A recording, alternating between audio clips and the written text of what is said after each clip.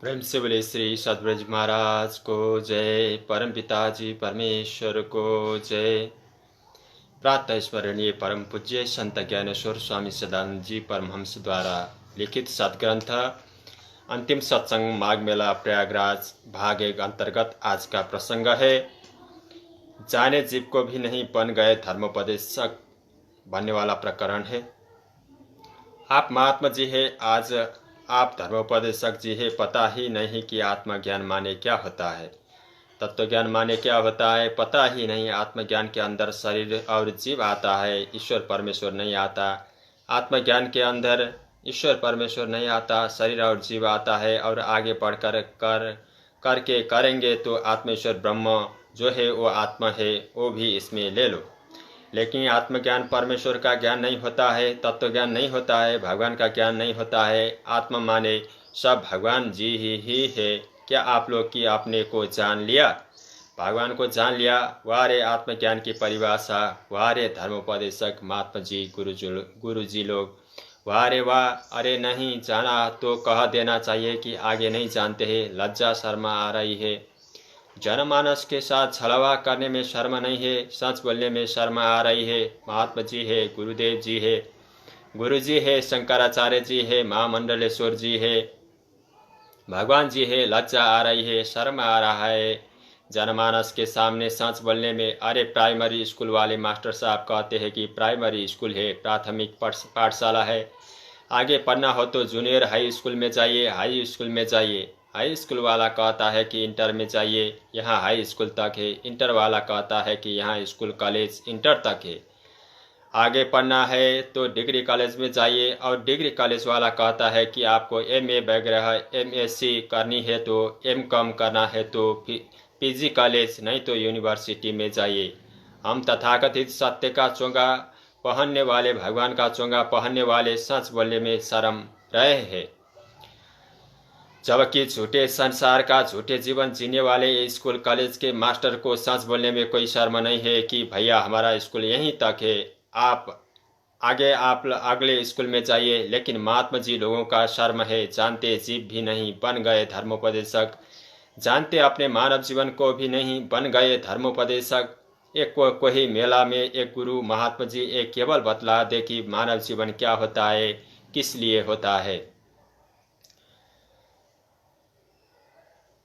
एक गुरु जो है बतला दे कि जीव आत्मा और परमात्मा को अलग अलग होता है, एक नहीं मिलेगा। एक गुरु जी नहीं मिलेगा ये बता दे कि जीव क्या होता है, कैसा होता है, कहाँ रहती है, कैसे जीव बनता है, कैसे आत्मेश्वर ब्रह्म बनता है। एक नहीं है बता दे कि आत्मेश्वर ब्रह्म कैसे जीव बनता है, और जीव जो है कैसे आत्मेश्वर ब्रह्म शिव बनता है। ये आत्मेश्वर ब्रह्म शिव किस प्रकार से परमात्मा परमेश्वर परम ब्रह्म से प्रकट होता है, और पुनः किस प्रकार से आत्मेश्वर ब्रह्म शिव परमात्मा परमेश्वर परम ब्रह्म में प्रवेश पाता है। कौन है इस मेले में बताने वाला विद्वान महात्मा गुरु जी? एक नहीं है कि एक धंधा करने वाले। ये सब धंधा हो गया, धर्म को धंधा बना लिया गया धंधा। एक भगवान जी आप है कि इस मेले में ईश्वर प्रेम जी कहला रहे हैं। ये धूर्तबाजी है, धोखाबाजी ईश्वर प्रेम जी कहला रहे हैं। आज मेरे पास संदेश आया है, 2 महिलाएं मेरे लोग प्रचार में गए थे, 2 महिलाएं, इनको शायद हरियाणा की मिली रो रही थी। हमारे लोगों से मिलने पर पूछे, ये पद्मा थी हमारे यहाँ की, पूछा कि क्यों रो रही है, कि आप लोग क्या बात क्या तकलीफ है आप लोगों को? बोले तो शिकायत आलोचना निंदा विरोध, न बोलूं तो कोनो ये भी बोलने वाला नहीं है कि पीड़ित मत करो इन्हें। धूर्तबाज तथाकथित भगवान नकली ढोगी, यह भी कौन बोलने वाला नहीं है कि समाज में है कि ये महात्मा नहीं है, ये ठग है। वो महिला बोली, हमसे 2,000 रुपये मांग रहे थे टेंट में रहने के लिए, मेरे पास तो रुपया ही नहीं है कि मैं कैसे रहूं। मैं जा रही हूं वापस, आई थी मेला में पहली बार आई हूं तो उनके यहाँ गए होंगे रहने के लिए। 2,000 रुपये मांग रहे हैं, एक टाइम खाना दे रहे हैं, दोनों टाइम चाय वगैरह दे रहे हैं। जब वो महिला कही वहाँ की, हम खाना नहीं खाएंगे, केवल हमको रहने का शरण दे दीजिए। अच्छा 1,000 तो दे दो। उसका पास 1,000 भी नहीं था। अब क्या करे बेचारी, आई तो थी मेला में थोड़ा रहने देखने के लिए, अब वो घूम रही थी जाने की तैयारी में। जब तक भेंट हो गया हमारे यहाँ, इसके बात हुई तो कही कि नहीं नहीं नहीं, आप लोगों को यहाँ चलो, ऐसा कुछ नहीं है, हमारे यहाँ चलो।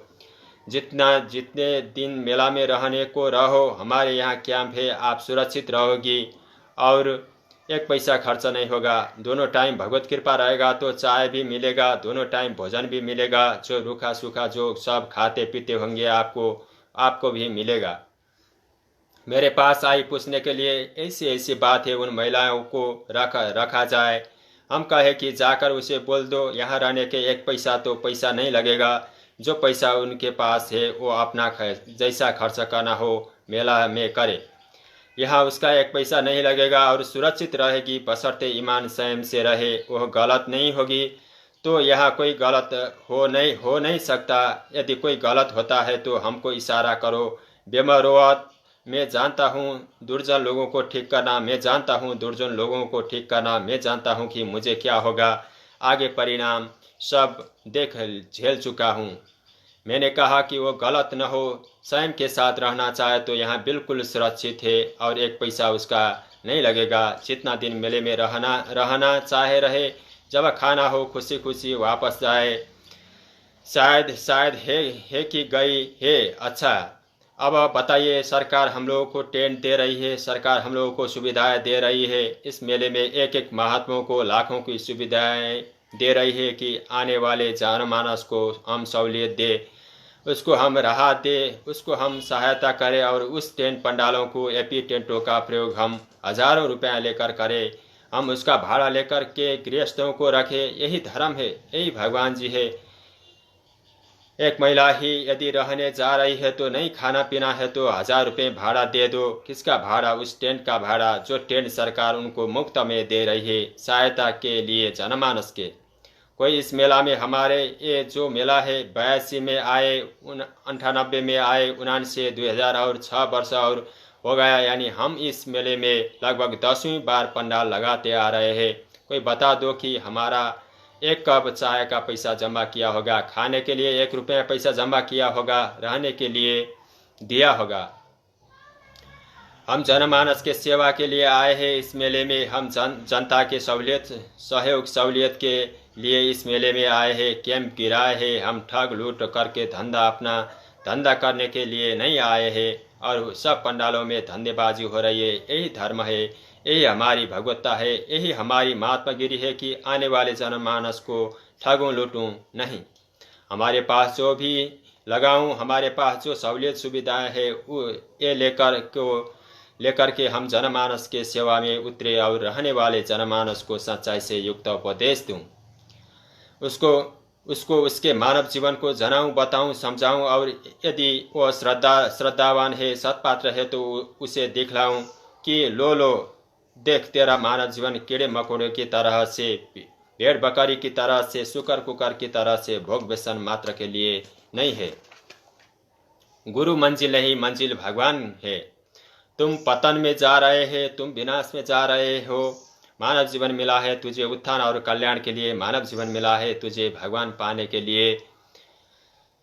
भगवान का पाकर शरणागत हो जाओ और वहाँ मुक्ति अमरता रूपी मोक्ष पा जाओ। यदि आप इस मानव जीवन को फेल कर गए, अब आप हासिल नहीं किए मोक्ष को, तो करोड़ों बार ना रखिए दुख यातनाओं से पतन विनाश में कोई बचा नहीं सकता। आश्चर्य है, जिस भगवान को पाते हुए मुक्ति अमरता का बोध पाना, मोक्ष पाना इस मानव जीवन का प्रयोजन था, उद्देश्य, लक्ष्य था। आप लोग उसी पर आश्चर्य करते हो, हमको भगवान मिल जाएगा, भगवान हमको मिल जाएगा। अरे भाई, मानव जीवन मिलने का अर्थ ही है कि आप भगवान पाने का पहले नंबर पर पात्र है। यदि आप इसको जिज्ञासा श्रद्धा के साथ भगवान के भक्ति सेवा हेतु, भगवान के शरणागत होने हेतु यदि आप अपने को संकल्पित समर्पित हो तो आप ही तो भगवान पाने का पात्र है। ये चोला पहन कर दाल रोटी सेकने वाले आड़म्बरी ढोगी लोग इनको देख करके, अरे फला महात्मा जी, फला महात्मा जी, फला संत जी तो भगवान पाए ही नहीं, जन्म जन्म मुनि जतन कराई, अंतराम कहीं आवत नहीं।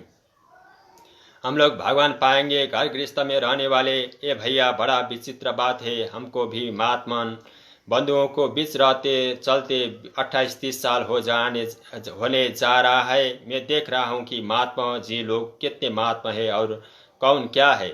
मैं देख रहा हूँ भगवान जी लोगों को, मैं देख रहा हूँ गुरु जी तथाकथित सदगुरु जी लोगों को। भैया क्या करेंगे आप लोग, ये आज ही ऐसा नहीं है, इसी वर्तमान घड़ी मेला में ही ऐसा नहीं है। द्वापर में भी ऐसा ही था जब भगवान कृष्ण आए थे। त्रेता में भी ऐसा ही था जब भगवान श्री राम जी आए थे। सत्ययुग में भी ऐसा ही था जब भगवान श्री विष्णु प्रकट हुए थे। आज कोई नया थोड़ी ही है। ऐसा कुछ नहीं है, नया कुछ नहीं है, हमेशा ऐसा होते आया है, आज भी है। मुझे तो अफसोस आप लोगों पर हो रहा है कि ठगने वाले के प्रति पहले अफसोस विशेष होता था, लेकिन अब तो आप लोगों पर अधिक हो रहा है। जब आप ठगाना ही चाहते हैं तो ठगने वाला ठग लिया तो कौन बड़ी बात हो गई। हम जाप सुनते हैं, गुरु जी का जाप कराया जाता है, गुरु जी का ध्यान बताया जाता है। क्या विचित्र स्थिति है। मानव जीवन का मंजिल गुरु जी होता है, गुरु माने एक डाकिया पोस्टमैन। ज्ञान भगवान का मिलेगा भगवत जिज्ञासुओं को, भगवत भक्तों को। गुरु जी तो एक डाकमैन है, एक डाकिया है, एक पोस्टमैन है। भगवान जी का ज्ञान भगवान जी के भक्तों तक पहुंचाना है। इसी बीच में अपने शरीर का जीवन यापन परवरिश भी हो जाना है। अब डाकिया कहे कि ये रुपया मैं दे रहा हूँ, मैं रुपया का दाता हूँ, धन्यवाद है, तो डाकिया तो यह बोल कर के कुछ पाना चाहता है, लेकिन पाने वाले की समझदारी को धन्यवाद है। कैसा धन्यवाद, धिक्कार वाला धन्यवाद। धन्यवाद थोड़े दे रहा हूँ, धन्यवाद तो व्यंग्य में है, सच्चाई तो धिक्कार है। आप लोगों को इस सच्चाई को स्वीकारना चाहिए। गुरु मंजिल नहीं होता है, मंजिल मोक्ष है। मंजिल है तो है मुक्ति और अमरता। मोक्ष मिलेगा भगवान से, भगवान मिलेगा ज्ञान से, ज्ञान में। धार्मिक कार्यक्रम से ध्वनि प्रदूषण होता है कहना शासनाधिकारियों की मति भ्रष्टता है। ऐसे निकृष्ट मस्तिष्क वाले सरकारी मशीनरी, असल में ये चोर बेमान जाकर के मंत्री बनते हैं। सब डाकू लुटेरा कानून बनाते हैं। सब क्या होता है, एक बात सोचिए, धर्म का मेला है। हजारों हजार फूक करके लोगों मेला में आते हैं, धर्म सीखने के लिए। धर्मात्मा आते हैं जय धुन मनाने के लिए, भक्ति सेवा करने के लिए। मेले पर कानून लागू हो गया, 10 बजे के बाद माइक बंद होना चाहिए। क्यों भाई ध्वनि प्रदूषण हो रहा है? सुप्रीम कोर्ट के जज साहब जैसे चाहे मंत्री या शासक प्रशासक की जी लोगों को पूछा जाए कि हवाई जहाज तब तड़तड़ाते चल रही है, क्या उसमें ध्वनि प्रदूषण नहीं है? मेला में जो महीना भर के जो ध्वनि प्रदूषण नहीं करेगा, हवाई जहाज सप्ताह भर में कर देती है। ये रेलगाड़ी जो गाड़ी चल रही है, झक झक आवाज करते हुए धरती कपाती चलती आवाज करते चलती है कि फलाना आधा किलोमीटर दाएं बाएं खूब आवाज करती चलती है। इसमें ध्वनि प्रदूषण नहीं हो रहा है ना? ये गाड़ियां जो रोड पर चलता रहा है, इसमें ध्वनि प्रदूषण नहीं हो रहा है ना? ध्वनि प्रदूषण केवल भजन कीर्तन से हो रहा है, ध्वनि प्रदूषण केवल कथा प्रवचन से हो रहा है। ये हवाई जहाज गड़गड़ाहट से नहीं हो रहा है कि नीचे से नीचे जाती है तो लगता है कि सारे तोड़ ताड़ करते हुए, ध्वस्त करते हुए तड़तड़ाते जाती है। इस हवाई जहाज में को नहीं रोका जा रहा है, ध्वनि प्रदूषण है। ये रेलगाड़ियां नहीं रोका जा रहा है कि ध्वनि प्रदूषण है। सारे ट्रक बस सब चल रहे हैं, इसमें ध्वनि प्रदूषण नहीं हो रहा है। इस गंगा जमुना के मैदान में भजन कीर्तन जय धुन ये सब हो रहा है, कथा प्रवचन हो रहा है, तो ध्वनि प्रदूषण हो रहा है। 10 बजे बंद करो माइक, कानून लागू हो जाएगा। वारे कानून सुप्रीम कोर्ट ने आदेश दिया है। प्रादेशिक सरकार चाहे तो 12 बजे तक धार्मिक आयोजन में बाजा बज सकता है। भला 12 बजे तक कहा है तो 10 बजे ही काहे न कर दे। शायद 10 बजे कहा होता तो 8 बजे कर दिए होते कि जा करके अपने कैंपों से सोने का मौका मिलता है, नींद ही पूरी नहीं होती है। अरे सोना है तो एक दिन ऐसा सोना है कि जागना ही नहीं है, मिट्टी में मिल जाना है। धर्म जिससे वातावरण शुद्ध होता है। ये मूढ़ मती भोगी व्यसनी जी लोग क्या समझे? धर्म की अस्तित्व मर्यादा स्थूल भौतिक प्रदूषण से संबंधित नहीं है, बल्कि ये भाव प्रदूषण है, प्रदूषण शोधन है। आज 1 घंटा वार्ता कर ले न ध्वनि प्रदूषण पर। धर्म से ध्वनि प्रदूषण होता है। वही चाकू चाकू बदी के घर चाकू छुरी है चलता है, वही चाकू डॉक्टर के यहाँ जीवनदायी होता है। चाकू एक ही है कि काटने वाला, चाकू एक ही है कि डाकू का भी, और चाकू एक ही डॉक्टर का भी, लेकिन प्रयोजन, लक्ष्य, उद्देश्य दोनों का अलग अलग होता है। आज 1 घंटा वार्ता कर ले ध्वनि प्रदूषण पर, धर्म से ध्वनि प्रदूषण होता है। वही चाकू बंदी के घर चाकू छुरी चलता है, वही चाकू से वो हर चीज भाव चालित है, हर चीज भाव चालित है। यही माइक, यही आवाज, यही अभी नाच होना होता है। तो साहब जी लोगों के यहाँ अभी संगीत हो तो रात भर चले, कोई हर्ष नहीं है। साहब जी बैठे हैं उसमें, लेकिन धर्म से प्रदूषण हो रहा है। नाश में तो ये लोग जा ही रहे हैं, परिवर्तन तो होना ही है। कुछ दिन, महीना, वर्ष और ये लोग शासन कर ले धर्म पर, कुछ दिन, महीना, वर्ष और शासन कर ले ये लोग धर्म पर। इन लोगों का धर्म तहस नहस करके सफाई करेगा ही करेगा, जब धर्म इन दुर्जन लोगों को छोड़ेगा नहीं। सत्य धर्म जो है असत्य अधर्म को धरती से मिटा करके रहेगा। सत्य धर्म का संस्थापक संरक्षक धरती पर है। सत्य धर्म को धरती पर स्थापित होने से कोई शक्ति नहीं है दुर्जनों को जो रोक दे। सत्य धर्म संस्थापन होना ही है, असत्य धर्म को समाप्त होना ही है। दुर्जन लोगों को सज्जन बनाना है, अन्यथा धरती छोड़ना ही पड़ेगा, अन्यथा धरती नहीं छोड़ना ही पड़ेगा। यह कहते हुए आज का प्रकरण को हम लोग यहीं पर विश्राम करेंगे। कल का प्रकरण में आएगा हम आप सब एक से है, एक के फिर अलग अलग क्यों वाला प्रकरण आएगा। तब तक के लिए प्रेम से बोले श्री सतगुरु जी महाराज को जय, परम पिताजी परमेश्वर को जय, आनंद कंद लीलाधारी प्रभु सदानंद भगवान को जय। जय प्रभु सदानंद जी, सत्य में जयते।